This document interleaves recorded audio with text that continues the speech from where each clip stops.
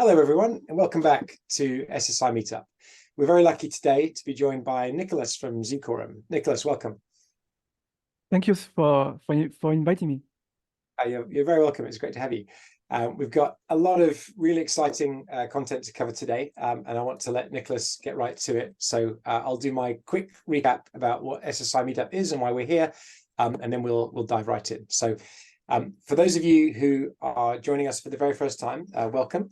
SSI Meetup is a community webinar series that exists to promote content, educational resources, and empowerment for the decentralized and self-sovereign identity community. So anyone who's working on something relevant or interesting in the space is welcome to hit us up. You can either email us at ssimeetup.org or hit us up on Twitter. We'd love to have you on talking about your project. And similarly, everything that is shared today by Nicolas or on any of our other webinars is all available at ssimeetup.org under a Creative Commons by SA license. And that means you can take this content and you can use it in your own work. You can use it to disseminate amongst your co-workers and your community with the goal of advancing adoption of decentralized identity. So as I said, we're very, very excited to have Nicolas joining us today. Nicolas, I will turn it over to you. Thank you, James, for inviting me. I'm very excited to present ZKorum, which I've been working on for the past 6 months. It's really nice. So can you see my slides? Yeah. Great. Okay, so ZKorum is a social network which aims to democratize anonymous polls and discussion within verifiable communities. In the first part of the podcast, I will present what it means, what are we building and why. Then I will show you a small demonstration, and finally dive into more details as to how I architected it. So first, a little bit about me. So I'm a software engineer. I worked in the Protocol Labs network, and what could really describe me is that I am very curious about different technologies and communities, such as Web3, Bitcoin, decentralized web, SSI, password managers, and I drew inspiration from all of them to create ZKorum. But I will come to that later. First, let's talk about the social network landscape. So we can roughly divide social networks in 2 categories: topic-based, such as Reddit, and content-based, like X. So there is already a bunch of emerging decentralized web social networks that have addressed the specific needs that content-based social network needs. So for example, censorship resistance, owning your social graph, and verifiability. We believe that while there is not many decentralized social network that have addressed content-based social network, we think that SSI can really unlock immense potential to scale the horizon of applications in this field, and especially regarding anonymity and verifiability, while decentralized web can help for censorship resistance. When you think about it, both content-based and people-based are connected because obviously communities are based on people, right? And so each individual is actually a collection of personas. On ZKorum, you can post as a parent, a woman, a patient of Dr. House. And this you can do in a way that's both anonymous and verifiable, so that we provide you with credibility. You can provide credibility when you post, and it's also a way to for membership to a specific community. But how do we prove all of that? Well, using verifiable credentials. Whenever SSI and digital identity will become mainstream, ZKorum aims to become the bottom-up platform for democracy, bottom-up democracy. What it means is that, let's say you are in your neighborhood, in a small neighborhood, and you want to discuss a problem in this place. You can do it in an anonymized way. You don't need to be scared of speaking up. And the data that will be created are verifiable, so that it can be used to create polls, for example, and then take action for the authorities to make change. Obviously, in the short term, we can't rely on that. So what we do is that ZKorum issues verifiable credentials to whoever verify ownership of their community email address. By that, I mean your professional or your school email address. We have built an MVP, and instead of explaining you like with the slide, I'm just gonna show you how it works. So that's the MVP. So bear in mind that this is on my own laptop, but this will be available in a few days to the ESSEC Business School, which is a French business school in which we are incubated. And anyone with an ESSEC email address will be able to log in and participate. So when you land on the feed, you have a feed, and anyone, even if you're not logged in, you can see who said what. So here, for example, someone that is a student has created this poll, and any anonymous member of ESSEC can respond. The same thing here. Here it's only the faculty member that can respond, and here is the alumni. So let's say I try to post. So I'm invited to log in. I cannot just write my, I don't know, some Gmail email address, and I cannot use acme.com because for now it's just for ESSEC. So I have to use an ESSEC email address. So remember, that's on my device. So I'm going to behave as if I was a member of ESSEC.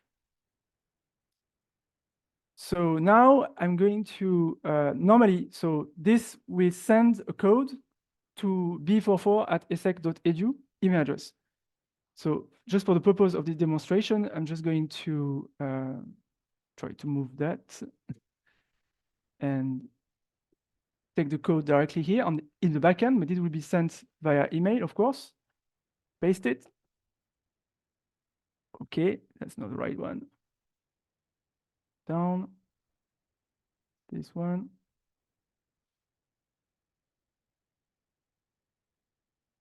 Okay. So now you are logged in, and what happened is that our backend issued a verifiable credential to the front end that says that the device owns that email address. So I'm not going to explain this now, but later in the presentation. And now you can see that I am eligible to this poll because I am a member of ESSEC. So I can answer, and if you look closely, there's going to be written something, creating the ownership proof locally and then sending it. And now let's say I want to post as a student a question. Right now I cannot, of course, but because I didn't say that I am one. I'm just an anonymous member of ESSEC. So how do we solve that? How do we know that you're a student, for example? What we do is that for now, you have to fill a form, and you manually fill a form to say who you are. Like, I come from France, right? I was admitted in that year. And you request a credential. This credential, so we behave as if we were ESSEC, okay? This ESSEC, this credential can then be used to post as a student here, right? And then you can address, for example, other students and ask them, do you use ChatGPT to write essays, for example? Yes, no. And here you see I create a poll. So locally, it will generate a ownership proof and then send it to the backend. So this is a way to unlink the user profile with the actual post. the poll was created here, and now because I'm a student, I can respond, right? So I'm gonna say yes, of course. And it doesn't work. Backend verifying that proof, Nicolas, or is that being Yeah. verified locally in your client? Excuse me, I didn't hear. I'm sorry. Is the backend verifying that proof to allow you to display the poll, or is that being verified in your client when it renders the poll, or is it both? So the backend receives the poll, the verifiable presentation, and verifies that it originated by a verifiable credential from a SEC, and store this data on the backend, right? And so yes, the backend stores, yeah. But only the front end knows what the actual person has responded. Yeah. But I think it will be more clear when I will show you the architecture. Okay, very cool. Okay, so this is the end of this part. So if you have more questions, maybe feel free to ask. Well, I mean, this couldn't be more timely. You know, we're recording this at the end of 2023, and you know, everyone is talking about what's happening at Twitter, you know, formerly X, and you know, the question of whether free speech can be allowed in an unfettered way in such a public platform that's operated in the United States. And there's that debate happening, but there's also you know, questions around you know, anonymity of central bank digital currencies, and lots of countries wanting to roll out online voting. There's the EU digital wallets coming in a couple of years.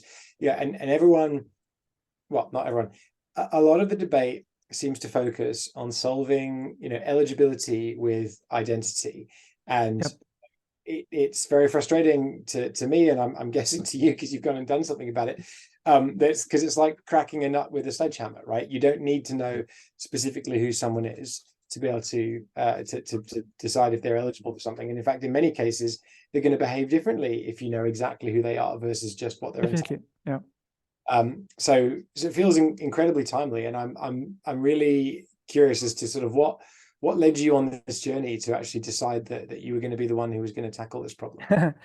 Yeah, so actually, the reason why I did this is because I discovered SSI at the beginning of 2021, and I was really amazed by this idea that we can have a digital trust triangle and use applied cryptography to somehow like reappropriate the web as this freedom enabling and inclusive platform that would enhance democracy, right, and anonymity. And I think myself, I was very frustrated by social networks. I would consider myself as from the silent majority. I don't really like, I don't have strong opinions, and I don't really, and the social networks today really enhance this idea of having strong opinions, right? You are either a follower or you are an influencer. If you want to be an influencer, you have to have strong opinions, right? And be very comfortable with being naked there. And I'm really not comfortable with that. So that's really what I was looking for in all of these different fields, you know, decentralized web, SSI, all these technologies. I was really I want to find a technological way to solve this. And I think I found it. No, I mean, I absolutely, and you know, and I think using the poll as kind of in some ways the simplest manifestation, what that full vision can look like, I think is quite beautiful in a way, because you know, again, it's a good example of how someone might vote differently depending on whether or not their friends can see exactly how they voted. And you know, obviously this is being incubated at a university. Are you know, is there an intention to study what effect this has on people's participation as well? Yes, so we have an idea of allowing you to basically post either anonymously and not anonymously, and do like 2 polls and see whether anonymity is really changing the result. That would be very interesting. We want to do this, but it depends on priority. Like right now, we focus on just shipping it, right? Getting it used, having feedback, and then of course, yes, that's very important. Very cool. Okay, great. Well, thank you. I'll let you tell us how it works, but that's super interesting. Great. So the next step part of the presentation, I have to move like this, yeah. Maybe here, is about how it works. So that's gonna answer many questions about, so for understanding that, you need to have a strong understanding of SSI, but still the foundation, right? SSI, decentralized web, and maybe cryptography, but not very advanced, because I will try to be accessible. So systems, the architecture 101 has to start with requirements. The very first thing that we have to care about for our use case is privacy. When I say privacy, I mean anonymity. It means that user post must always be anonymous, even in the event of a data breach, and even for the issuer. So in my case, the issuer is ESSEC, but in the future, it's going to be the government, for example. So we want nobody except, you want privacy to be in the hands of the user. The second aspect is transparency. This idea comes from probably Bitcoin, Web3, and all that, that you should not need to trust our server that we are doing things right? You should be able to verify that the polls are actually displaying the right information, and so on. Last but not least, we are a social network, so of course we need high availability and scalability, and that's already rules out many architecture based on blockchain, also it also hints that we will be attacked, we will have a lot of cyber attack if we are successful, of course. So we need to think of this, and especially this distributed denial of service attacks, and of course like scams and bots and these kind of things. So this is the overall architecture of ZKorum. It draws inspiration from SSI and centralized web, but not only, the idea of data minimization from GDPR as well. So on the left side here, you have a centralized client and server application. So for now, it's not very fancy, but the trick here is that every interaction is verifiable. So your user profile request, HTTP request, will be when you log in, when you register, and when you request a credential from the backend, for example, after you verify your email address. And that's it. And then every other interactions only involve the verifiable credential that you have, right? So you create verifiable presentation. And so every data can be represented as both a payload and a proof. A proof, so the payload can be here Acme University alumni, so who is going to be able to respond? And the question is going to be how much do you earn, right? And then the proof is going to be who are you to say that, right? And you send a zonal proof that you are a student from Acme University. And then the payload that is in the bottom here is cryptographically bound to the proof using this idea of context, which is a CID, a content identifier. It's like a hash of a proof. A content identifier is a concept that comes from IPFS, and it's like a hash. So the same payload, we always give the same payload CID. The knowledge of the payload CID does not give knowledge of the payload, okay? And so then with that, if you just have that, you just have this part, we already can say that whichever data is presented, if someone comes to us, to ZKorum, we can present the data and they can verify that it actually come from, a student of Acme University. But it's not enough, because obviously the server could delete certain information that we don't like, right? Like results of a poll, we don't like certain information, so we change the data. I think that's what you mean, James, by your question. And that's true. And that's when decentralized web is very interesting, in this idea of a permissionless peer-to-peer network. And so we take the proof here and we broadcast it every time you post. It's broadcast on this peer-to-peer network, and anyone can act as a watchdog and hold a database of all the proof that have been sent. And then they can connect to our front end and verify that the corresponding payload is still presented. And if not, we can explain why. So because we are a social network, obviously, we have a moderation policy. And so this technique allows for independence, for making us accountable for our moderation policy. Do you have a question about that, maybe? So just to be clear, so the client posts, like broadcasts the proof onto the Nostro network. Yes. Yeah. So no. Okay, so actually, what happened is the front end send it to the back end, and then the front end listens as well to this peer-to-peer network. And so the confirmation for the front end is that it sees its proof being broadcast on the network. Perfect. So we can combine both things. Let's the front end be nice and simple, but you still got that accountability. So it's trust minimized. You still have some trust, you know, and so it's not complete trustless like a blockchain, right? Yeah. But it provides a high level of trust, of a low level of trust. Yeah, that makes sense. It's very, very elegant. Okay, so yeah, that's it for the architecture. But now you may be surprised, but ZKorum has its own wallet. So why do we have a wallet, right? We would like not to, but we are adoption obsessed, of course. And for social network B2C, we cannot afford to have friction, to have the user have to download a secondary app to use us. I think Riley Hughes from Trinsic, when he came to SSI meetup, he talked about that. And he actually said it's a bad idea to expect this. So for now, at least for the midterm, we have our own wallet.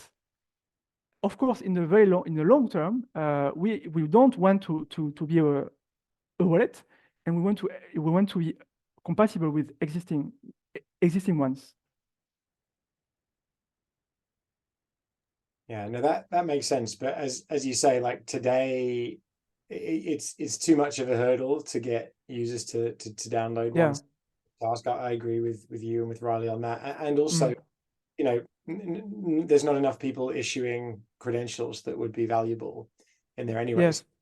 A way to get the flywheel started in the ecosystem is absolutely with this kind of point of centralization that you provide. But you know, again, it's designed so that you can break that apart very easily as the system matures, it sounds like. So yes, we created the protocol. I created the protocol thinking that it would be compatible with the long-term vision when we have external credential.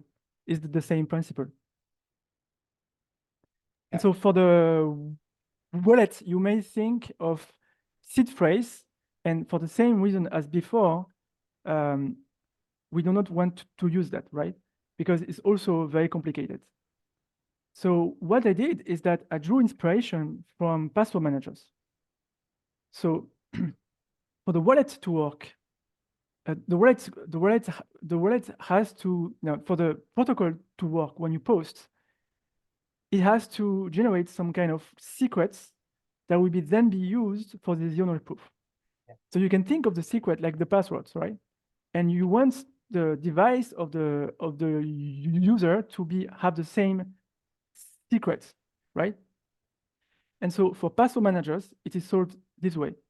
You have to have a master password, a very complex and long one, and then there is this very complicated cryptographic technique that is used to derive a master encryption key locally on your device. And this key is then used to encrypt your passwords. And then it's synchronized in between the devices, because the same passwords, we always get the same key. So that's roughly, of course, it's simplified, but it's the idea of how a password manager works. Okay, so we use these concepts in ZKorum. So what we do, but of course, we don't want to use passwords, because the reason why they are password managers is because passwords are the number one cause of cyber attacks, right? And we can't expect users to have a strong password because we're not a password manager. And we want to have something like a DID-centric authentication mechanism so that we can have verifiable interaction, auditable interaction between the client and the server. So that's why I'm using UCAN, which is a PLN Web3 concept. I would say like DWeb concept. It is the de facto standard now for DID-centric decentralized auth. So it's a very simple actually thing. It's just a JSON web token that can be used as an HTTP bearer token, right? So in that instance, here in the bottom, issuer is did key, blah, blah, blah. And that stuff is a public key derived from a private key that was generated directly on the user device, right? And that is, so this JWT is generated directly in the front end. And then this payload that you see here, the whole thing is signed using the associated private key. And this, you can say that this did key has sent a message to our backend, ZKorum.com, and they want to access this HTTP resource at that time, X per time, okay? And so this is signed, and so it works if, of course, the associated key is secure. So we can have verifiable interactions.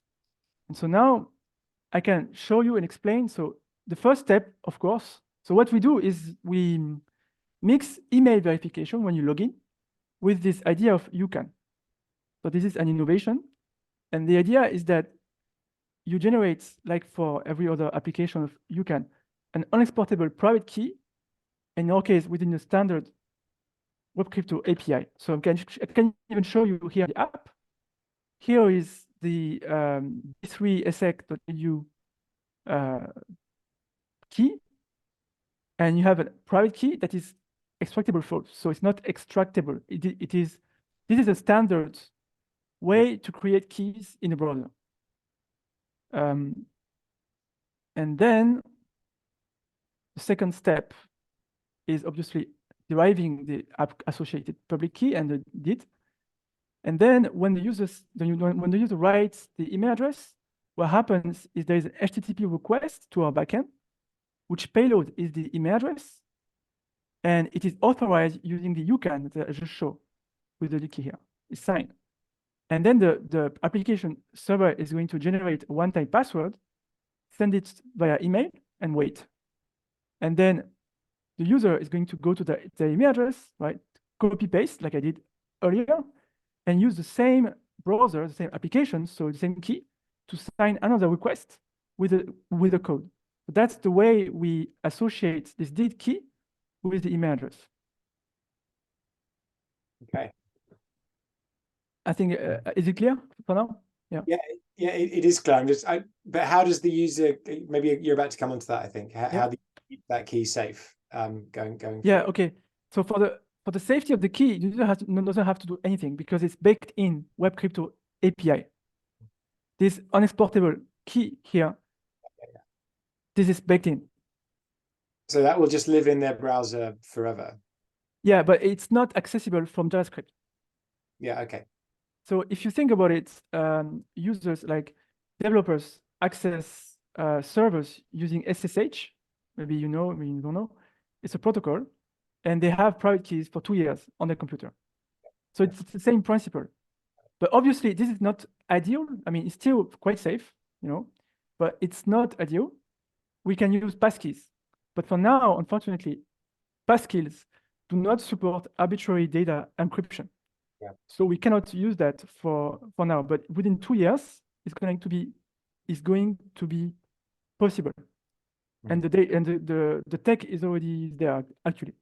We just have to have the browser to support it. Okay.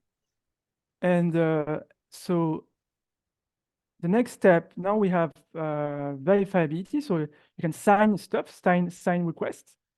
But now how do you encrypt data? For encrypted data, you have to generate directly the master encryption key. In that case, that key here is not unexportable, which is not as safe, right? And with passkeys, it will be it will be unexportable as well. Okay. And this master encryption key, which I can show you again in the app, which is exchange here. This is the master encryption key. No, it's not. It's this one, right?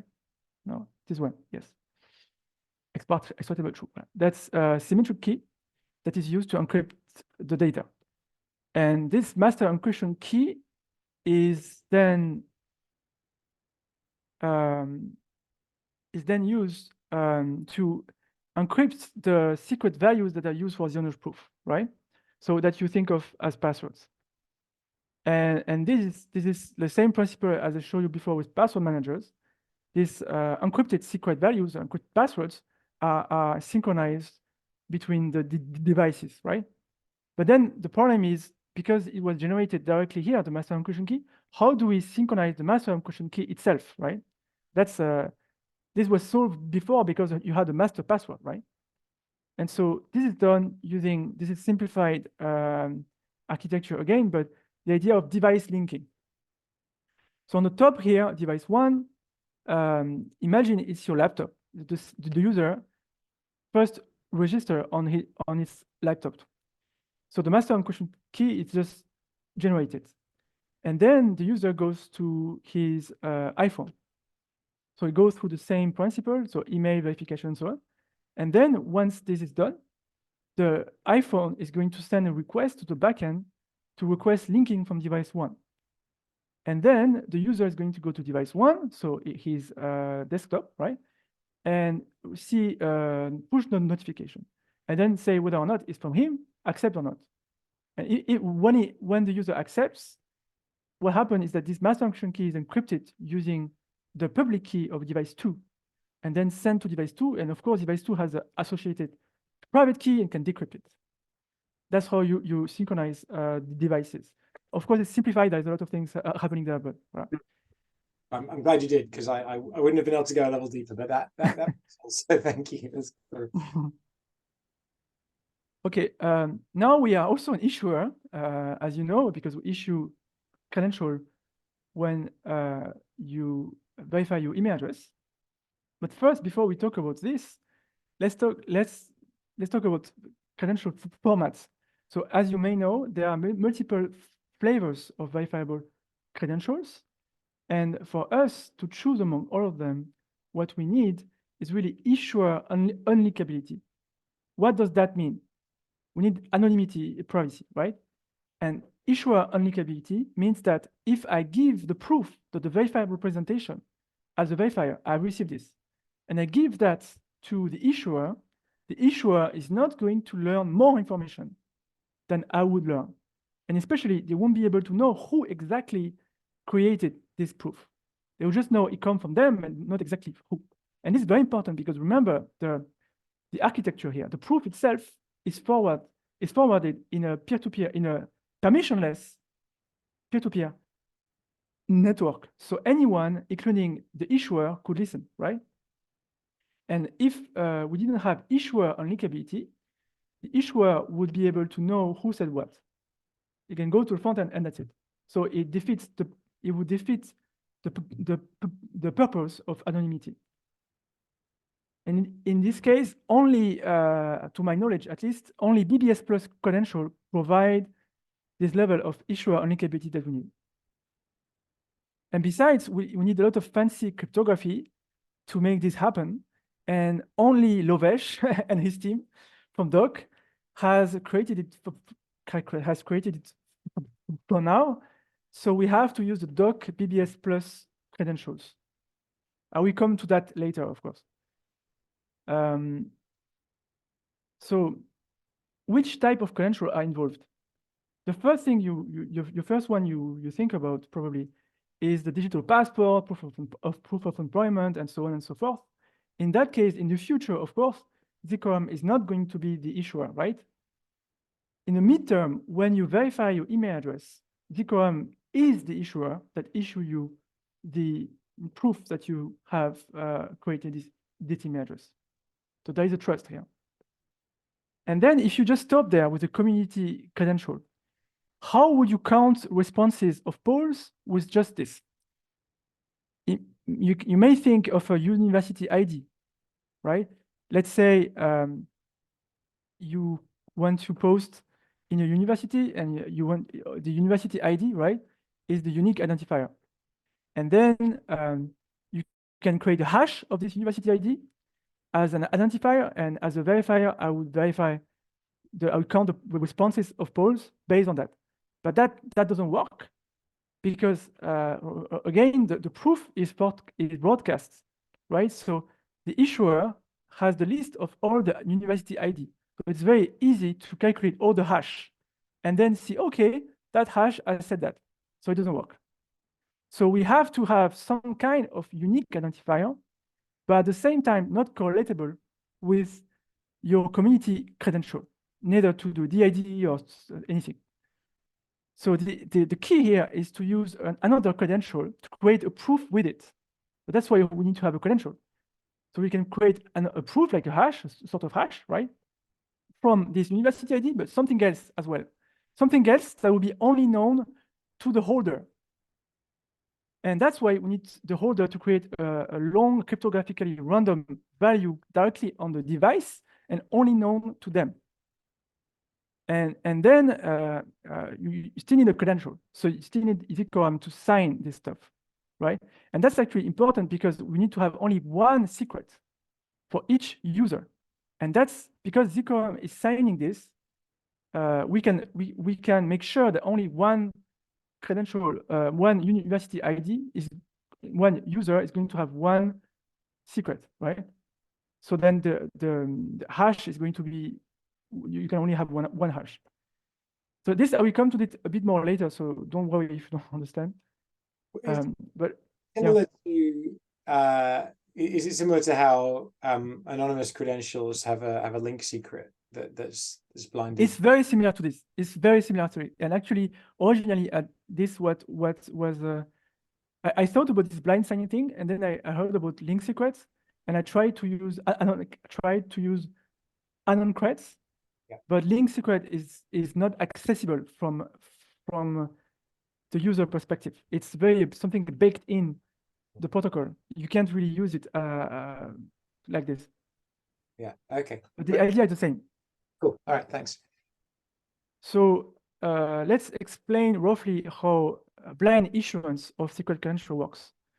So first step, on the user device creates a cryptographically random, you cannot brute force it, secret value and some cryptographic material, and that will be used to unblind and encrypt this data, and then creates some kind of verifiable credential, but not signed, and with the attribute secrets, the secret value is an attribute, and it's going to be encrypted, okay? And this blinded credential request is going to be sent to the backend with the secret value encrypted. And then the backend, this is the magic of cryptography, is able to sign it, add some attributes if they want, and then sign it. And then the front end can unblind it and use it as if it was signed originally without being blinded, right? So that's the magic of blind signing. You can blind sign and then unblind. And also here, the key thing is that we use UCAN to authorize, so we can make sure that only one email address, we have one secret. And of course, here there is a trust again, so that's why it's trust minimized. So we trust that we do it right. So that now we have a wallet where we can store all of this cryptographic value, cryptographic secrets, and we have we understand which credential is issued and by who. Yeah, and I think it's clear. Do you want to? You could easily expand this so that there are other people playing the role of issuing. They're verifying different things, right? So not just membership of a community, but proof of age might be a good. Yeah, definitely. And also, I want to say that part is trustful, but typically this is something that could be done as a smart contract. So if really you really want to have trustless interaction here, we could do this as a smart contract. Interesting. So you could actually do that that type of cryptography on chain, and that wouldn't be. Yeah, I'm not necessarily the cryptography itself, but the proof. We could. I haven't dived into details in that, but the idea is to have verifiable computation, so to make sure that one DID behind the UCAN that have proof, that have provided proof that they own certain verifiable credential has only one secret. This idea here. I'm not sure exactly how yet, but I think it's possible. Cool. So now we have this nice thing, and ZKorum goal is not to be an issuer, and it's not to be not to be a wallet. The goal is to be a verifier in the long term, only a verifier almost. And this is the key here. How do you post anonymously? So then the post is only done using the verifiable credential. The user could log out and post. So the post backend endpoint is just receiving the presentation, the proof. There's no DID that is shared. There's nothing like that. But as I said earlier, if you only have a post as, like every zero-knowledge proof is not the same, right?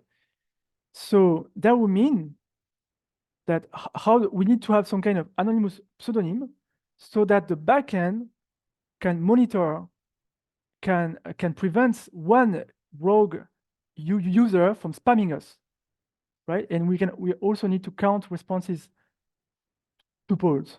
Yeah, and do you enforce one user, one vote as well? Yes, exactly. Yeah. So we have to control our system, and we also have to enforce one and one. Yeah. And so that's when the idea of anonymous pseudonym takes place, and that's why we earlier issued secret credential. So this will explain what it is. So this is on the user device. Sorry. So this is simplified representation. So you have email community credential, which is just your email address, and the secret credential, which is a secret value here. And then when you post, you generate the proof, which is a verifiable representation. You reveal that you are a student here. And the key thing here is anonymous pseudonym. This value, uniquely, is bound to the email address and the secret. One secret, the same secret and the same UID will always create the same pseudonym. But knowledge of the pseudonym does not give knowledge of the UID or the secret. That's how you create a unique identifier that is not correlated, not unlinked with the user profile. And actually, I kind of lied a little bit. It's not secret and UID and scope together, but it's secret and UID and scope. What is that scope? The scope is a value that is known by both the front end and the back end, by everyone, known by the protocol, and that is determined in advance. And when two sets of secret, UID, and scope changes only by scope, the pseudonym is going to be different. But so sorry. When you change so the pseudonym are going to be different, right? Yeah. So two pseudonyms that differ only by scopes are not correlatable. And that's actually very useful. Because let's say an example. You are American and you are a student. You post as an American. You generate a pseudonym because you are an American, right? And then imagine that the same pseudonym would be created when you post as a student. If in your university, there's only one American student, then the fact that you generated the same pseudonym for both cases would mean that you can correlate and you can know it's you. No matter how fancy the cryptography is, no matter how anonymous it is, if we don't have that, then it doesn't work. So that's why it's very useful to have this scope.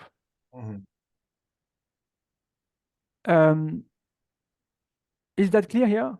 I think so. Can I just, so could you ever have more than one criteria that would be your eligibility to a poll? So instead of,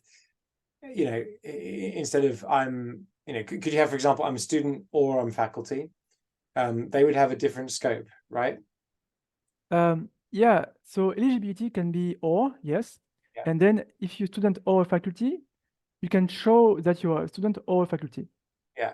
That's true. That's a bad example because someone wouldn't be both. I'm trying to think, if you are, student Yes, American, say, could you it's a good point. could you vote twice, once as a student and once as an American? In that case, yes, that's an issue, but I don't see any solution for that.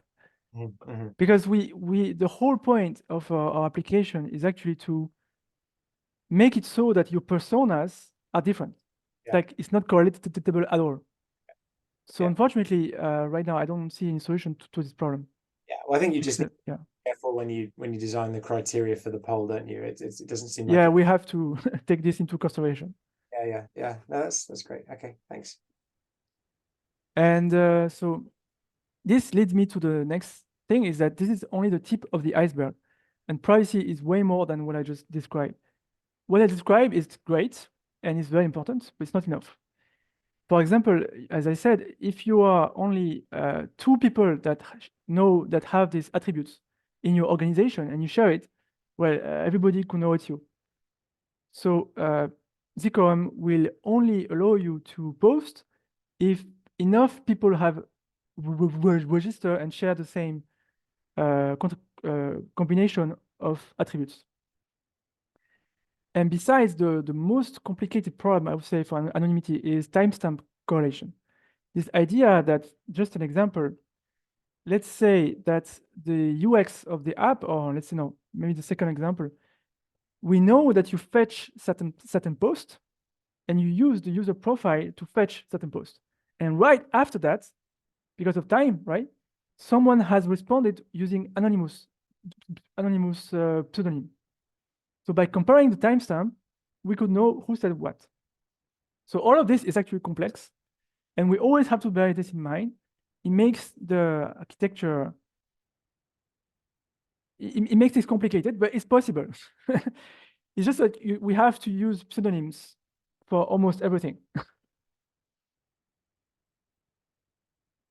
Yeah, that's a really sneaky problem, isn't it? And as you say, again, it's not a crypto problem. It's actually it's much simpler than that in many ways. Yeah.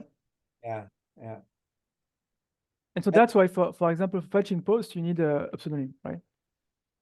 Yeah. And that is just the tip of the iceberg again, because this is not IP address. We're not talking about like IP addresses and stuff. For these kind of things, you need to use a mixnet, right? Yeah. To store to protect your IP address. Is there remind me, why do users need to be authenticated to fetch the polls rather than just to post? Is that because you might? It's a good point. It's true. So the reason why is that if we accept anyone to fetch the polls, it's going to be hard on rates. We have to limit who can access what. We can do this by IP, but if you really want, you can still destroy us, right? So if we are successful one day, someone wants to take us down, if our only authentication is IP addresses and rate limiting with that, we are a very easy target for distributed denial of service attacks. Yeah, well, and that's why we can't. And then also this gives you the ability to say that actually, only members of this institution can even view the polls, and again, that might be desirable, right? And at least it's built in at the protocol if you do it this way. Yeah. Okay. Yeah.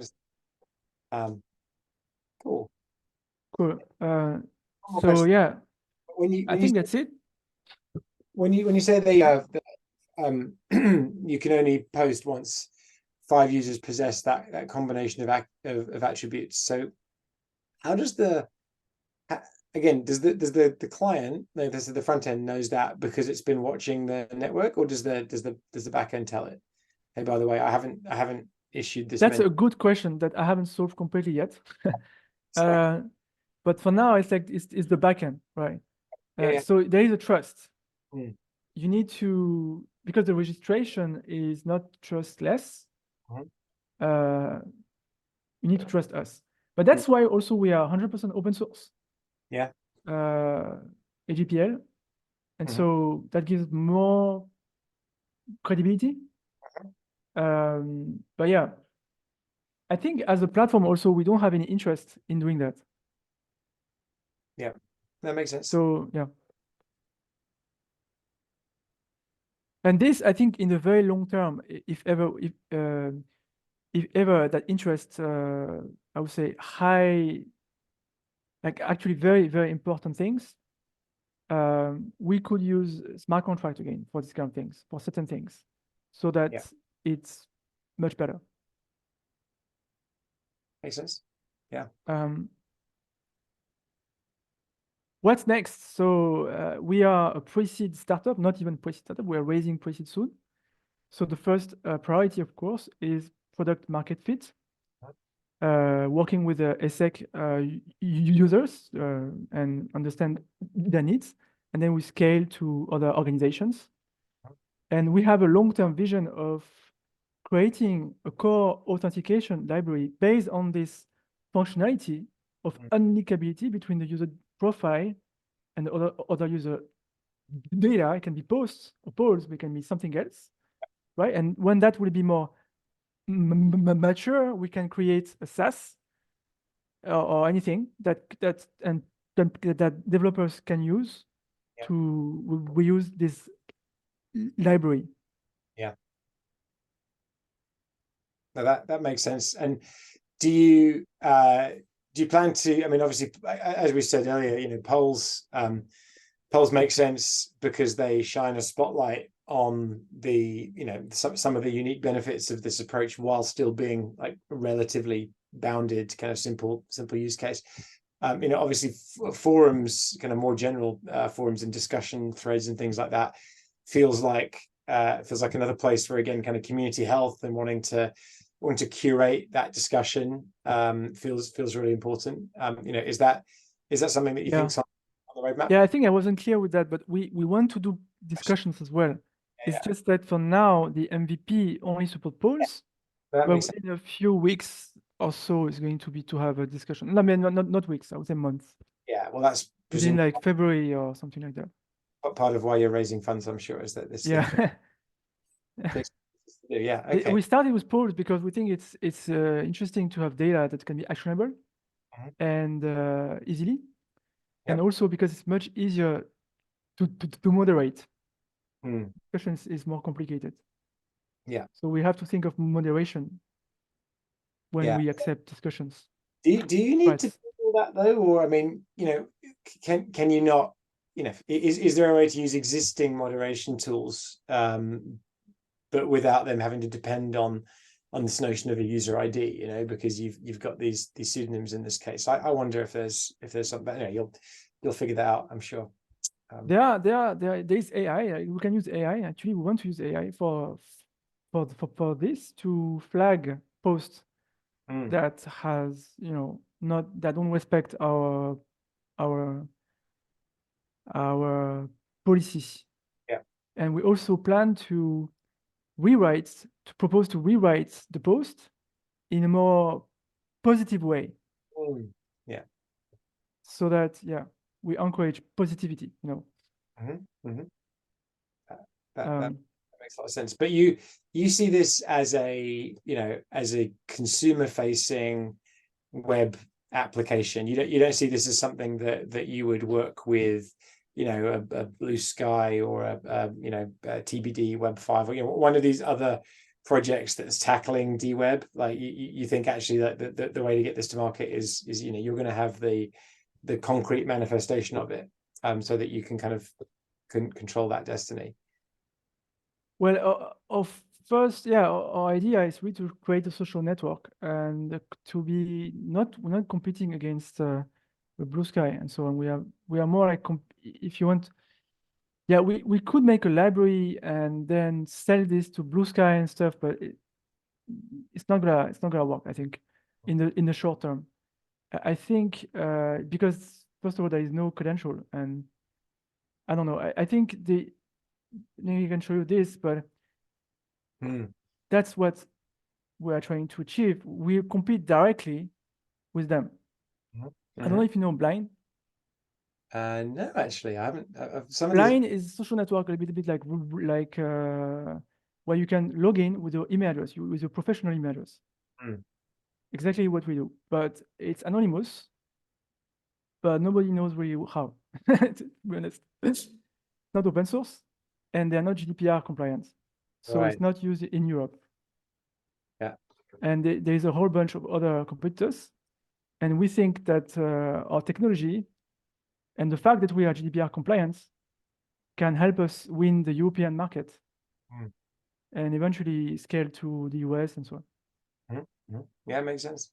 And we think also that because we are compatible with SSI, we can expand. This is like the midterm, right? The midterm idea with email verification. But in the very long term, remember that our goal is really to be this ZKorum 2027, and we use SSI.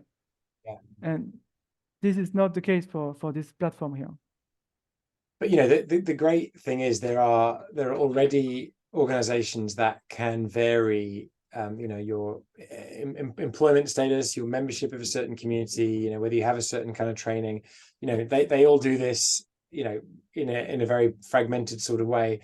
And some of them have like bolted on communities or other things to it, but you know, it's all coming along at the perfect time, I think, for you guys, because there's that, and then there's the wallets that are all coming to the market through the Yes. other initiatives. So providing a place to actually combine all that and use it for something more exciting than opening a bank account, which is the use case everyone seems to talk about. Yeah. It's different. Yeah. So I just finished the slides. I just wanted to say that for the tech, I think we already talked about it. In terms of security for the tech, we will use passkeys. And one of the first critiques against BBS Plus is it's not secure enough. And actually, there are a lot of work. There is a lot of work that can be done to make it more secure. So that's going to be our priority in terms of tech. That's pretty much it. Okay. And when you say we, how big is the team at the moment? How big is the team right now when you say we? The team is just me and my co-founder. Okay. Excellent. Who happens to be my wife, Yuting. Fantastic. And so we plan to raise funds in 2024 and raise, well, I'm not going to say that because I know it is her job, right? But if you are interested, if you're an investor, you're interested, please reach out. I think it's actually my slide. So here we have a Discord. We're raising funds. Excellent. If you are an investor, we're very interested in meeting you. And even if you're not an investor, we're very interested in meeting you, right? For open source contributions, right? That's the other. Yes, we are open. We're more than open source. We're an open startup. So part of the slides are actually our pitch deck. Part of some of our pitch deck. So like we are really open startup and open contribution. Fantastic. I also want to thank some people because I said we were just two, but it's not entirely true. I think we talked about him a little bit, but Lovesh from Doc has helped me tremendously to create the protocol. So I want to thank him personally. And Kartik was a early believer in ZKorum, and he is helping us every week. And then all the others as well has helped us tremendously. Yeah, it takes a village for sure. It takes a village, yes. Yeah, amazing. Gosh, well, look, as I said at the start, I really feel that this is the sort of solution that we need for today. You know, we've got elections coming up in a lot of jurisdictions in the next few years. We've got a real conversation over the state of public discourse. We've got verifiability of media and all these kinds of things. It gives me hope to see people like tackling these hard problems with some advanced mathematics and with good humor as well. So I wish you the very best of luck, and I want to thank you so much for sharing some of your work with us today. Thank you, James. Thank you for giving me the opportunity to show what I've been working on for so long. And thank you. It's been a great pleasure. And yeah, anyone who wants to contribute to the project, either code-wise or financially, should reach out on Twitter or Discord. All the information will be up there on YouTube. Thanks again, Nicolas. I hope to speak to you soon. Thank you, James.